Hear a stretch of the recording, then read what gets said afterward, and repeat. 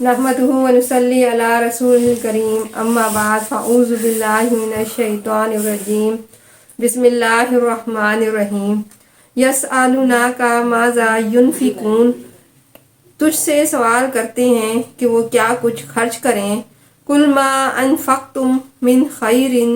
فللوالدین والاقربین والیتامی والمساکین وابن السبیل، تو کہہ دیجئے آپ جو مال تم خرچ کرو وہ ماں باپ کے لیے ہے اور رشتہ داروں اور یتیموں اور مسکینوں اور مسافروں کے لیے ہے۔ وما تفعلوا من خیر، اور جو تم کچھ بھلائی کرو گے، فإن اللہ بہ علیم، کہ اللہ تعالیٰ اس کا علم رکھتے ہیں۔ اس آیت میں نفلی خیرات کے بارے میں اللہ تبارک و تعالیٰ ارشاد فرما رہے ہیں کہ جو تم خرچ کرتے ہو، اس آیت کا مطلب یہ ہے کہ اے نبی صلی اللہ علیہ وآلہ وسلم، لوگ آپ سے سوال کرتے ہیں کہ وہ کس طرح خرچ کریں، تو کہہ دیجئے انہیں کہ تم انہیں کہہ دو کہ وہ ان لوگوں سے سلوک کریں جن کا بیان ہو چکا ہے کہ حدیث میں ہے، اپنی ماں سے سلوک کر اور اپنے باپ سے اور اپنی بہن سے اور اپنے بھائی سے، یعنی اپنے رشتہ داروں میں، اپنے بہن بھائیوں میں، ماں باپ کے ساتھ ان پر خرچ کرو، ان کا صلہ دوہرا ملے گا۔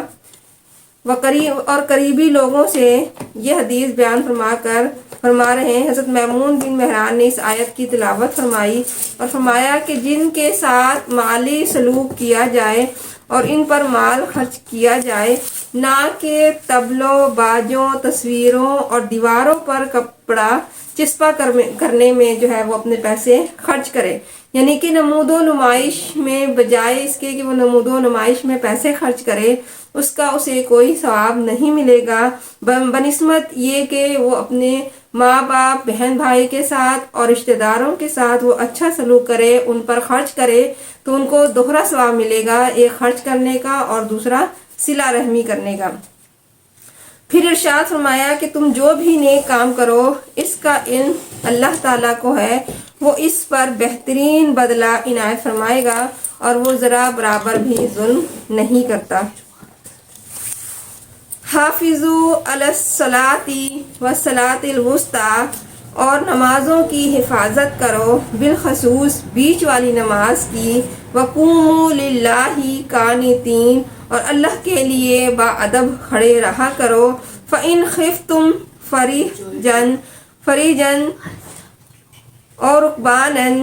اگر تمہیں خوف ہو تو پیدل ہی صحیح یا سوار ہی صحیح، فإذا أمنتم فاذكروا اللہ، اور جب امن ہو جائے تو اللہ تعالیٰ کا ذکر کرو، کما علمکم ما لم تکونوا تعلمون، اس نے تمہیں وہ تعلیم دی جو تم نہیں جانتے تھے۔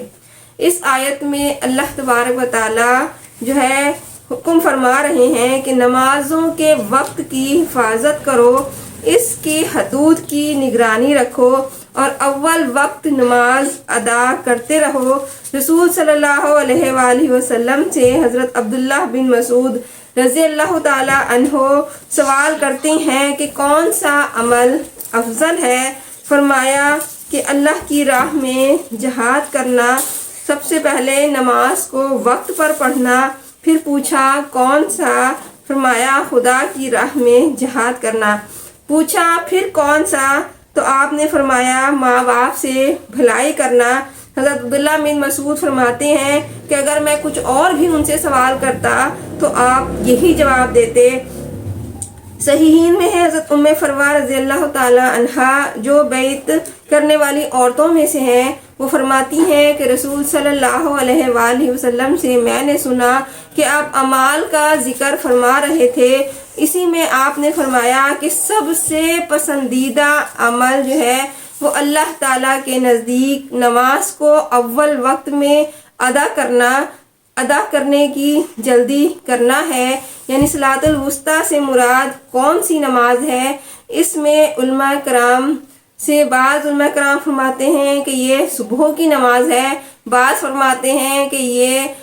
جو ہے ظہر کی نماز ہے، اور بعض کہتے ہیں کہ یہ عصر کی نماز ہے،